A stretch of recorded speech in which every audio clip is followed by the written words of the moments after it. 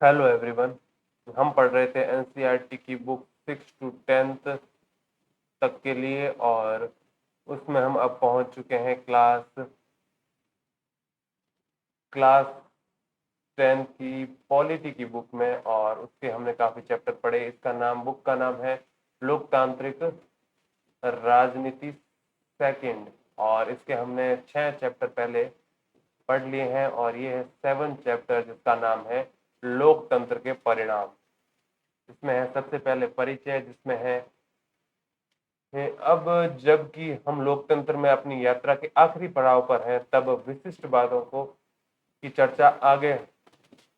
आ, चर्चा से आगे जाने और कुछ सामान्य किस्म के सवाल पूछने का वक्त आ गया है, जैसे कि लोकतंत्र क्या करता है, अथवा कि लोकतंत्र से हम अमूमन किन परिणामों की उम्मीद करते हैं। साथ ही यह सवाल भी पूछा जा सकता है कि क्या वास्तविक जीवन में लोकतंत्र इन उम्मीदों को पूरा करता है। लोकतंत्र के परिणामों का मूल्यांकन कैसे करें। हम इन्हीं बातों को अध्याय की शुरुआत करेंगे। इन विषयों पर विचार करने के बारे में कुछ बातों को स्पष्ट कर लेने के बाद हम इन बात पर गौर करेंगे कि विभिन्न मामलों में लोकतंत्र से कैसे परिणाम वांछित हैं और वास्तविक धरातल पर क्या परिणाम आते हैं।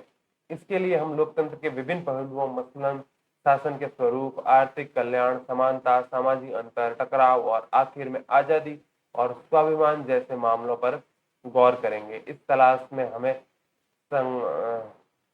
सकारात्मक परिणाम मिलेंगे, लेकिन इन परिणामों के साथ कई सवाल और आशंकाएं भी लगी हुई है। ये सवाल और आशंकाएं हमें लोकतंत्र में के सामने खड़ी चुनौतियों पर सोचने के लिए उकसाती हैं, जिस पर हम अगले और अंतिम अध्याय में विचार करेंगे। तो इसके हिसाब से ये हो गया सेकंड लास्ट चैप्टर, जो है 7th नंबर।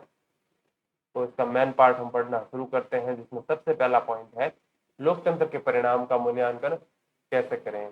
क्या आपको याद है कि मैडम लिंगहोज की कक्षा में छात्रों ने लोकतंत्र के बारे में कैसे बातें की थी। आपने कक्षा 6 की पाठ्य पुस्तक के दूसरे अध्याय में ये पढ़ा था।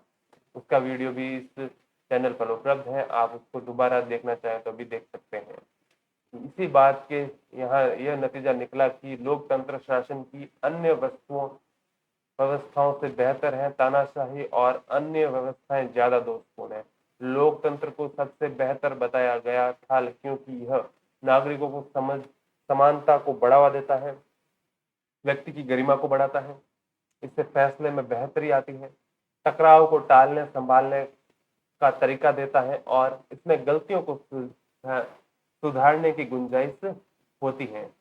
क्या यह उम्मीद लोकतांत्रिक शासन व्यवस्था को पूरा होता है।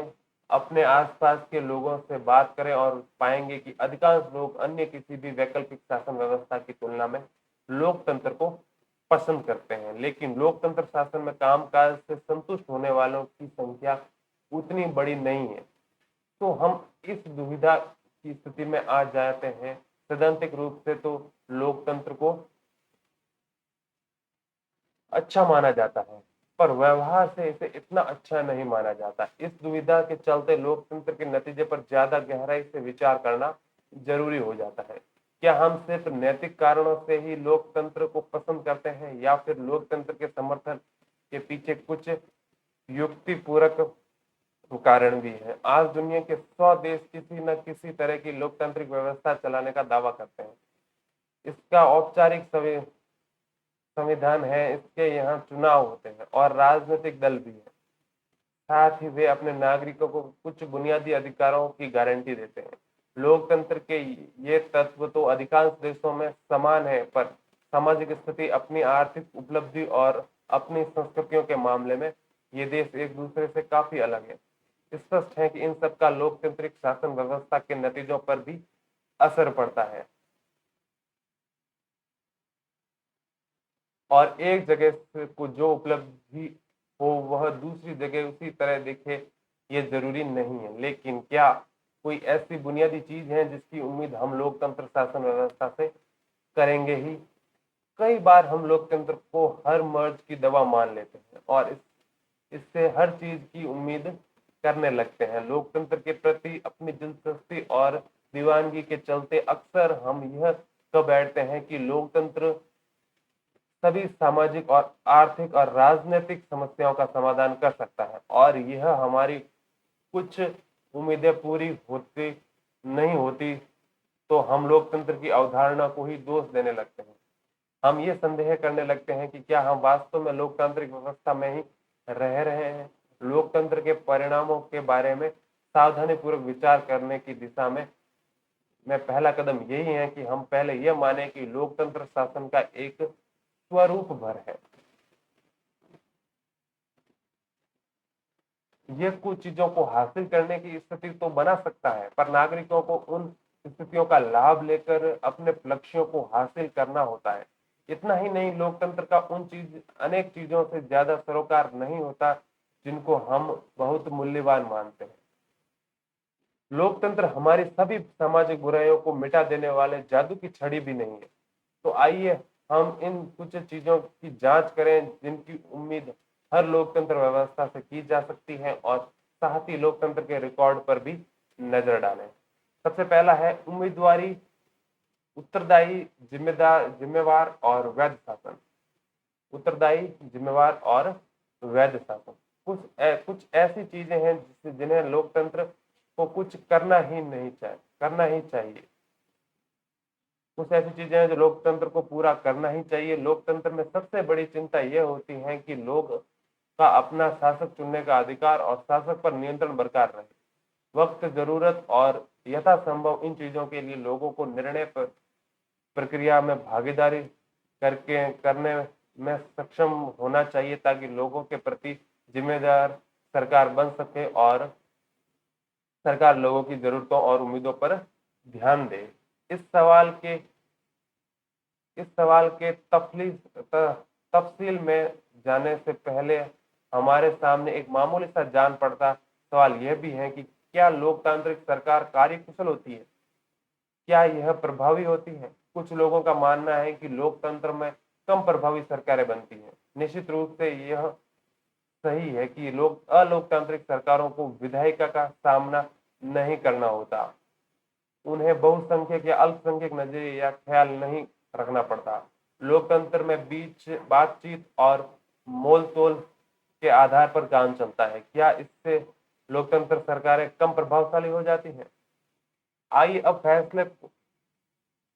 फैसले को न्यून मूल्य के हिसाब से तोलने की कोशिश करें। ऐसी सरकार की कल्पना कीजिए जो बहुत तेज फैसले लेती है, लेकिन यह सरकार ऐसे फैसले भी ले सकती है जिसे लोग स्वीकार न करें, तब ऐसे फैसले से परेशानी हो सकती है। इसकी तुलना में लोकतांत्रिक सरकारें सारी प्रक्रिया को पूरा करने में ज्यादा समय ले सकती है, लेकिन इनके पूरी प्रक्रिया को माना है, इसलिए इस बात की ज्यादा संभावना है कि लोग इनके फैसले को मानेंगे और वे ज्यादा प्रभावी होंगे। इस प्रकार लोकतंत्र में फैसला लेने में जो वक्त लगता है वे बेकार नहीं जाता। अब दूसरे पहलू पर नजर डालें। लोकतंत्र में इस बात की पक्की व्यवस्था होती है कि फैसले कुछ कायदे कानून के अनुसार होंगे, और अगर कोई नागरिक यह जानना चाहे कि फैसला लेने में नियमों का पालन हुआ है या नहीं, तो वह अपना इसका पता कर सकता है। उसे यह न सिर्फ जानने का अधिकार है, बल्कि उसके पास इसके साधन भी उपलब्ध है। इसे पारदर्शिता कहते हैं। यह चीज अक्सर गैर लोकतांत्रिक सरकारों में नहीं होती। इसलिए जब लोकतंत्र के परिणामों पर गौर कर रहे हैं तो यह उम्मीद करना उचित है कि लोकतांत्रिक व्यवस्था में ऐसी सरकार का गठन होगा जो कायदे कानून को मानेगी और लोगों के प्रति जवाबदेह होगी। हम यह उम्मीद भी कर सकते हैं कि लोकतांत्रिक सरकार नागरिक को निर्णय प्रक्रिया में हिस्सेदार बनाने और खुद को इसके प्रति जवाबदेह बनाने वाली कार्यविधि भी विकसित कर लेगी। अगर आप इन नतीजों के आधार पर लोकतांत्रिक व्यवस्था को तोलना चाहते हैं तो आपको इन संस्थाओं और व्यवहारों पर गौर करना होगा। नियमित और निष्पक्ष चुनाव, मुख्य नीतियों और नए कानूनों पर खुली सार्वजनिक चर्चा और सरकार तथा इसके कामकाज के बारे में जानकारी पाने का नागरिकों का सूचना का अधिकार। इन पैमानों पर लोकतांत्रिक शासकों का रिकॉर्ड मिला जुला रहा है। नियमित और निष्पक्ष चुनाव कराने और खुली सार्वजनिक चर्चा के लिए उपयुक्त स्थितियां बनाने के मामले में लोकतांत्रिक व्यवस्थाएं ज्यादा सफल हुई है। पर ऐसे चुनाव कराने में जिसमें सबको अवसर मिले अथवा हर फैसले पर सार्वजनिक बहस कराने के मामले उनका रिकॉर्ड ज्यादा अच्छा नहीं रहा है। नागरिकों के साथ सूचनाओं का साझा करने के मामले में भी उसका रिकॉर्ड खराब रहा है। पर इसकी तुलना जब हम लोकतांत्रिक शासकों से करते हैं तब इन क्षेत्रों का भी उसका प्रदर्शन बेहतर तो इन क्षेत्रों का भी उसका प्रदर्शन बेहतर ही ठहरता है। एक व्यापक धरातल पर लोकतांत्रिक सरकारों से यह उम्मीद करना उचित ही है कि वे लोगों की जरूरतों को मांगों को ध्यान रखने वाले एक व्यापक धरातल पर लोकतांत्रिक सरकारों से यह उम्मीद करना उचित ही है कि वे लोगों की जरूरतों और मांगों का ध्यान रखने वाली हो और कुल मिलाकर भ्रष्टाचार से मुक्त शासन दे। इन दो मामलों में ही लोकतांत्रिक सरकारों का रिकॉर्ड प्रभावशाली नहीं है। लोकतांत्रिक व्यवस्थाएं अक्सर लोगों को उसकी जरूरतों के लिए तरसाती हैं और आबादी के एक बड़े हिस्से की मांग की उपेक्षा करती है। भ्रष्टाचार के आम किस्से इस बात की गवाही देते हैं कि लोकतंत्र व्यवस्था इस बुराई से मुक्त नहीं है। पर इसके साथ इस पर भी ध्यान दें कि गैर लोकतांत्रिक सरकारें कम भ्रष्ट हैं या लोगों की जरूरतों के प्रति संवेदनशील है, यह कहने का कोई आधार नहीं है। बहरहाल एक मामले में लोकतांत्रिक शासन व्यवस्था निश्चित रूप से अन्य शासनों से बेहतर है। यह वैध शासन व्यवस्था है। यह सुस्त हो सकती है, कम कार्यकुशल हो सकती है, इसमें भ्रष्टाचार हो सकता है, यह लोगों की जरूरत की कुछ हद तक अनदेखी कर सकती है, लेकिन लोकतांत्रिक शासन व्यवस्था लोगों की अपनी शासन व्यवस्था है। इसी कारण पूरी दुनिया में लोकतंत्र के विचार के प्रति जबरदस्त समर्थन का भाव है। साथ दिए गए दक्षिण एशिया के परिणामों के जाहिर है कि यह समर्थन लोकतांत्रिक शासन वाले मुल्कों में तो है ही, उन देशों में भी जहां लोकतांत्रिक सरकारें नहीं है, लोग अपने द्वारा चुने गए प्रतिनिधियों का शासन चाहते हैं। वे यह भी मानते हैं कि लोकतंत्र उनके देश के लिए उपयुक्त है। अपने लिए समर्थन पैदा करने की लोकतंत्र की क्षमता भी लोकतंत्र का एक परिणाम ही है और इसकी अनदेखी नहीं की जा सकती। तो ये पहले के चित्र देखे हैं, तो इन चित्र में है क्या, पाकिस्तान को छोड़कर हर जगह लोकतंत्र को तानाशाही के ऊपर वरीयता। इसमें ये है दक्षिणी एशिया पूरा दिखाया गया है, जिसमें ये पाकिस्तान और ये पाकिस्तान है, साथ में इंडिया है, ये है श्रीलंका, यहाँ बांग्लादेश, नेपाल, भूटान और ये सारे देश इसमें दिए गए हैं, जिसमें से क्या है ये 20%, 10% या 62%, तो बाकी के 8% कहाँ गए। तो लोकतंत्र बेहतर है ये मानते हैं इतने लोग, कभी कभी तानाशाही बेहतर है तो इतने लोग मानते हैं, कोई फर्क नहीं पड़ता, इतने लोगों बेचारों को कोई फर्क नहीं पड़ता। ये है अपने देश के लिए लोकतंत्र की उपयोगिता पर बहुत कम लोगों को संदेह है। तो ये रंग बताता है उपयुक्त, ये बताता है उपयुक्त, बहुत उपयुक्त, उपयुक्त। तो ये बहुत उपयुक्त और उपयुक्त यहाँ इसी में देता है। ये लोकतंत्र के लिए भरपूर समर्थन ये है। तो ये है दक्षिणी एशिया, बांग्लादेश। दक्षिण एशिया का ओवरऑल देखें तो ये सिनेरियो रहता है, बांग्लादेश का अलग से देखें और ये इस तरीके से भारत का ये सिनेरियो रहता है, और इसमें भी भारत का सिनेरियो यहाँ दिखाया गया है। फिर अगला टॉपिक में जाते हैं, तो वो है आर्थिक समृद्धि और विकास। अगर लोकतांत्रिक शासन में अच्छी सरकार की उम्मीद की जाती है तो इससे विकास की उम्मीद करना क्या उचित नहीं है? अगर हम 1950 से 2000 के बीच के सभी लोकतांत्रिक शासनों और तानाशाहों के कामकाज की तुलना करें तो पाएंगे कि आर्थिक समृद्धि के मामले में तानाशाहों का रिकॉर्ड थोड़ा बेहतर है। उच्चतर आर्थिक समृद्धि हासिल करने में लोकतांत्रिक शासन की यह अक्षमता हमारे लिए चिंता का कारण है। यह अकेले इसी कारण से लोकतंत्र को खारिज नहीं किया जा सकता। जैसा कि आपने अर्थशास्त्र में पढ़ा है कि आर्थिक विकास कई कारकों मसलन देश की जनसंख्या के आकार, वैश्विक स्थिति, अन्य देशों के सहयोग और देश द्वारा तय की गई आर्थिक प्राथमिकताओं पर भी निर्भर करता है। तानाशाही वाले कम विकसित देशों और लोकतांत्रिक व्यवस्था वाले कम विकसित देशों के बीच का अंतर नगण्य सा है, पर हम उम्मीद कर सकते हैं कि इस मामले में लोकतांत्रिक व्यवस्था तानाशाही से नहीं पिछड़े। तानाशाही और लोकतांत्रिक शासन वाले देशों के आर्थिक दर से अंतर भले ज्यादा हो, लेकिन इसके बावजूद लोकतांत्रिक व्यवस्था का चुनाव ही बेहतर है, क्योंकि इसके अन्य अनेक सकारात्मक फायदे हैं। ये क्या है? ये है धनिकों के पास सबसे ज्यादा पैसा, ये है आर्थिक संवृद्धि और आय का बंटवारा 2000 से लेकर 2006 तक। तो ये है धनी लोग, ये है बीच के लोग, और ये है गरीब लोग जिनकी तो हड्डियां ही निकल गई है।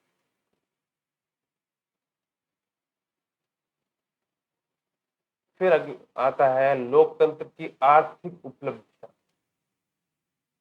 लोकतंत्र के पक्ष में दिए जाने वाले तर्क बड़े भावपूर्ण होते हैं, ऐसा होना भी चाहिए, लेकिन लोकतंत्र का रिश्ता हमारे गहरे मूल्यों से है। इन तर्कों से के इर्द गिर्द होने वाली बहसों से साधारण तरीके से नहीं निपटा जा सकता। फिर भी तथ्यों और आंकड़ों के आधार पर लोकतंत्र के बारे में थोड़ी बहस चलने में हर्ज नहीं। लोकतंत्र की आर्थिक उपलब्धियों के बारे में भी ऐसी बहस की जा सकती है। वर्षों के लोकतंत्र के अनेक अध्ययताओं और सावधानी पूर्वक ऐसे परिणाम इकट्ठा किए जाते हैं जो बताते हैं कि लोकतंत्र का आर्थिक विकास और आर्थिक असमानताओं से कैसा रिश्ता है। यह दिए गए चार्ट और नक्शे में ऐसे कुछ परिणाम दिए गए हैं।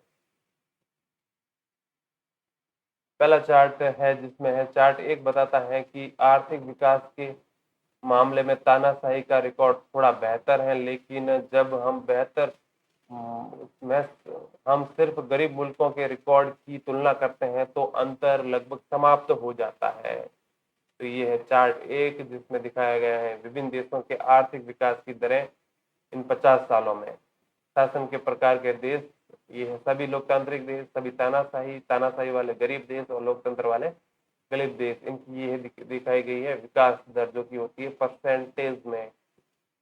तो ये देख सकते हैं और हम इन आंकड़ों की तुलना अपने हिसाब से भी कर सकते हैं और यहाँ दी गई बातों के हिसाब से भी कर सकते हैं। दूसरा चार्ट है चार्ट दो बताता है कि लोकतांत्रिक शासन के अंदर भी भारी आर्थिक असमानताएं हो सकती हैं। दक्षिण अफ्रीका और ब्राजील जैसे देशों में ऊपरी 20% लोगों का ही कुल राष्ट्रीय आय में 60% हिस्से पर कब्जा है, जबकि सबसे नीचे के 20% लोग राष्ट्रीय आय के मात्र 3% हिस्से पर ही जीवन बसर करते हैं। डेनमार्क और हंगरी जैसे मुल्क इन मामले में कहीं ज्यादा बेहतर कहे जा सकते हैं। तो ये है चार्ट नंबर 2, चुने हुए देशों के लिए आय की असमानताएं। तो ये है दक्षिण अफ्रीका, ब्राजील, रूस, अमेरिका, ब्रिटेन, डेनमार्क और हंगरी। इनके लिए 20 ऊपर का 20% और नीचे का 20% में राष्ट्रीय आय में प्रतिशत का हिस्सा। तो ये यहाँ दिखाया गया है, यहाँ अलग अलग देश के हिसाब से दिखाया गया है। इनकी तुलना हम अपने हिसाब से या फिर यहाँ दिए गए बातों के हिसाब से कर सकते हैं। फिर आप कार्टून को देख सकते हैं कि गरीब वर्ग के आगे सदा अवसरों की असमानता बरकरार रहती है। ये है वो कार्टून जिसमें ओ मेरे प्यारे बच्चे तुम इतना नीचे कैसे रह गए, तुम ही बताओ। ये है आवास, स्वास्थ्य सुविधा, स्कूल, भूख, इन सारी की के लिए मशक्कत करनी पड़ती है बेचारे गरीब लोगों को। आगे बढ़े तो ये है अगला पॉइंट जिसमें है असमानता और गरीबी में कमी। आर्थिक समृद्धि की बात तो खैर है ही, लेकिन लोकतांत्रिक व्यवस्था से यह उम्मीद रखना कई ज्यादा तर्कसंगत है कि वे आर्थिक असमानताओं को कम करेगी। जब देश में आर्थिक विकास तेज हो तब भी क्या आमदनी का वितरण इस तरह हो पाता है कि सभी को उसका बराबर लाभ मिले और सभी लोग बेहतर जीवन गुजार सकें? क्या लोकतांत्रिक व्यवस्था में आर्थिक समृद्धि और लोगों के बीच आर्थिक असमानता का बढ़ता साथ साथ बढ़ना साथ साथ होता है? क्या लोकतंत्र आने के अवसरों और मूल्य वस्तुओं का न्यायपूर्ण वितरण हो पाता है? ये है नीचे गरीब की आवाज। ये गरीब की आवाज कुछ इस तरीके से कार्टून के हिसाब से हमें समझाने के लिए दिखाई गई।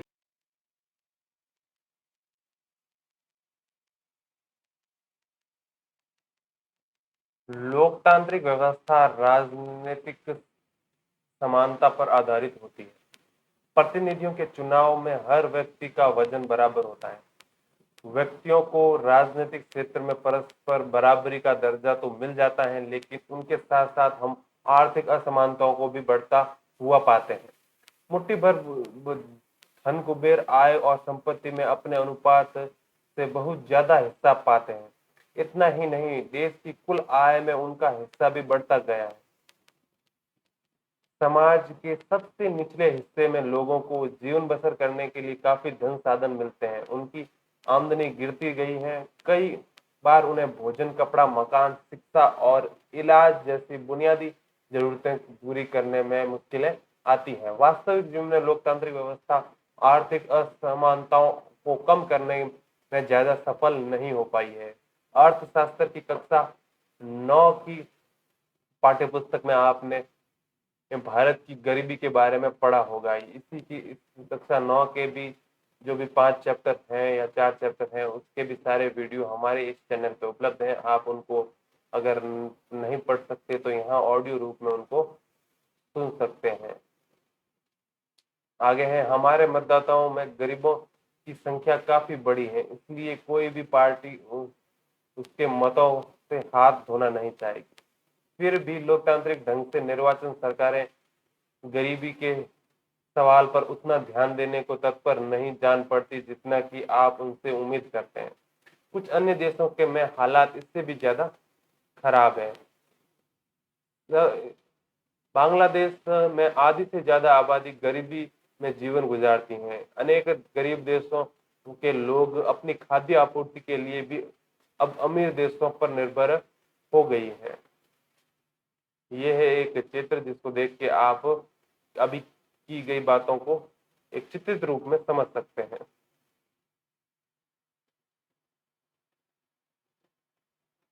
फिर है अगला टॉपिक, सामाजिक विविधता में सामंजस्य। क्या लोकतांत्रिक शासन व्यवस्था शांति और सद्भाव का जीवन जीने में नागरिकों के लिए मददगार साबित होती है? लोकतांत्रिक व्यवस्था से यह उम्मीद करना उचित है कि वह सद्भाव व पूर्ण सामाजिक जीवन उपलब्ध कराएगी। इससे हमने इस पहले के अध्याय में पाया कि लोकतांत्रिक व्यवस्था अनेक तरह के सामाजिक विभाजनों को संभालती हैं। हमने पहले अध्याय में देखा कि किस तरह बेल्जियम ने अपने यहाँ की विभिन्न जातीय समूहों की आशंकाओं के बीच सफलतापूर्वक सामंजस्य स्थापित किया। लोकतांत्रिक व्यवस्था आमतौर पर अपने अंदर प्रतिद्वंदिताओं को संभालने की प्रक्रिया विकसित कर लेती है। इससे यह इन टकरावों के विस्फोटक या हिंसक रूप लेने की अंदेशा कम हो जाता है। कोई भी समाज अपने विभिन्न समूहों के बीच में के टकराव को पूरी तरह और स्थायी रूप से नहीं खत्म कर सकता, पर हम इन अंतरों और विभेदों का अंतर करना सीख सकते हैं और इसके बीच बातचीत से सामंजस्य बिठाने का तरीका विकसित कर सकते हैं। इन कामों के लिए लोकतंत्र सबसे अच्छा है। गैर लोकतांत्रिक व्यवस्था आमतौर पर अपने अंदरूनी सामाजिक मतभेदों से आंखें फेर लेती हैं या उन्हें दबाने की कोशिश करती हैं। इस प्रकार सामाजिक अंतर, विभाजन और टकराव को संभालना निश्चित रूप से लोकतांत्रिक व्यवस्थाओं का एक बड़ा गुण है। पर श्रीलंका का उदाहरण हमें इस बात की याद दिलाता है कि इन परिणामों को हासिल करने के लिए लोकतांत्रिक व्यवस्थाओं को स्वयं भी 2 शर्तों को पूरा करना होता है। यह गौर करना जरूरी है कि लोकतंत्र का सीधे सीधे अर्थ बहुमत की राय से शासन करना नहीं है। बहुमत से सदा ही अल्पमत का ध्यान रखना होता है। इसके साथ काम करने की जरूरत होती है, तभी सरकार जन सामान्य की इच्छा के प्रतिनिधित्व कर पाती है। बहुमत और अल्पमत की राय कोई स्थायी चीज नहीं होती। यह भी समझना जरूरी है कि बहुमत के शासन का अर्थ धर्म, नस्ल अथवा भाषाई आधार के बहुसंख्यक समूहों का शासन नहीं होता। बहुमत के शासन का मतलब होता है कि हम हर फैसले या चुनाव में अलग अलग लोग और समूह बहुमत का निर्माण कर सकते हैं या बहुमत में हो सकते हैं। लोकतंत्र तभी तक लोकतंत्र रहता है जब तक प्रत्येक नागरिक को किसी न किसी अवसर पर बहुमत का हिस्सा बनने का मौका मिलता है। अगर किसी को जन्म के आधार पर बहुसंख्यक समुदाय का हिस्सा बनने से रोका जाता है तो तब लोकतांत्रिक शासन उस व्यक्ति का समूह के लिए समावेशी नहीं रह जाता।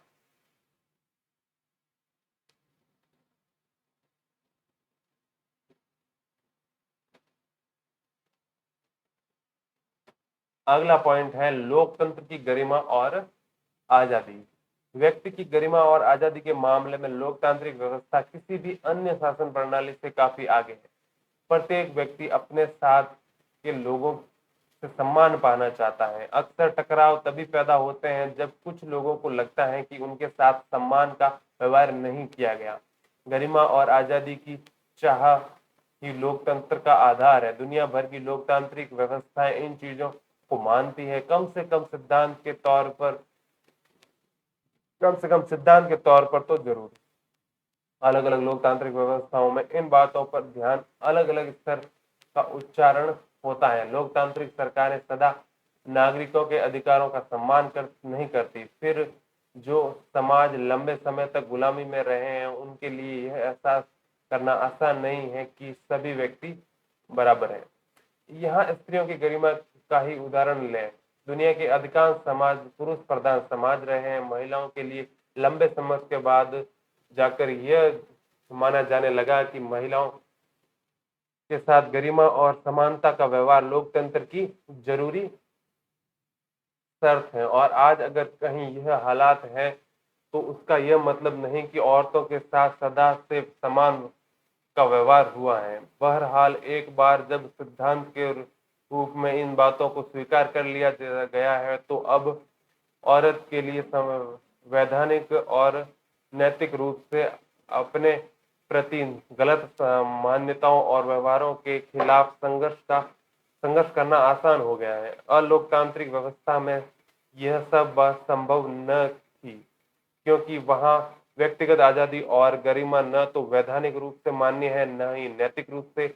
यही बात जातिगत असमानता पर भी लागू होती है। भारत में लोकतांत्रिक व्यवस्था ने कमजोर और भेदभाव का शिकार हुई जातियों के लोगों के समान दर्जे और समान अवसर के दावे को बल दिया है। आज भी जातिगत भेदभाव और दमन के उदाहरण देखने को मिलते हैं पर इनके पक्ष में कानूनी या नैतिक बल नहीं होता।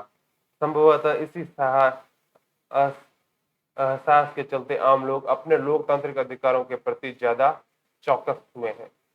लोकतंत्र से लगाई गई उम्मीदों को किसी लोकतांत्रिक देश के मूल्यांकन का आधार भी बनाया जा सकता है। लोकतंत्र की एक खासियत है कि इसकी जांच परख और परीक्षा कभी खत्म नहीं होती।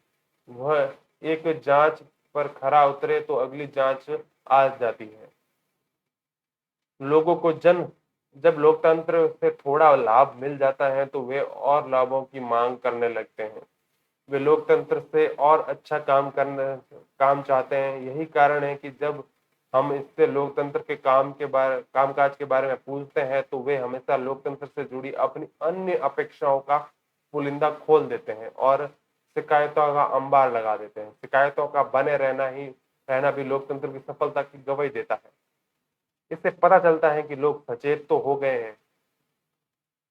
गए हैं और वे सत्ता में बैठे लोगों के कामकाज का आलोचनात्मक मूल्यांकन करने लगे हैं। लोकतंत्र में कामकाज से लोगों का जनता असंतोष जताना लोकतंत्र की सफलता को ही बताता ही है। साथ ही यह लोगों के प्रजा से नागरिक बनने की गवाही भी देता है। आज अधिकांश लोग मानते हैं कि सरकार की चाल ढाल पर अनेक उनके वोट से असर पड़ता है और यह उनके अपने हितों को भी प्रभावित करता है।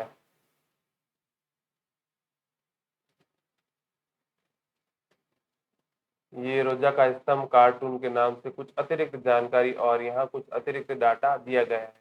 उसको हम चाहे तो पढ़ सकते हैं और हम अब लौटते हैं अपने मेन चैप्टर में जो कि अब बचा ही नहीं है। उसी के साथ ही चैप्टर भी अब यहीं समाप्त हो गया है। तो हम मिलेंगे इस बुक के नेक्स्ट और लास्ट चैप्टर नंबर 8 के साथ नेक्स्ट वीडियो में। तब तक के लिए धन्यवाद। Thank you.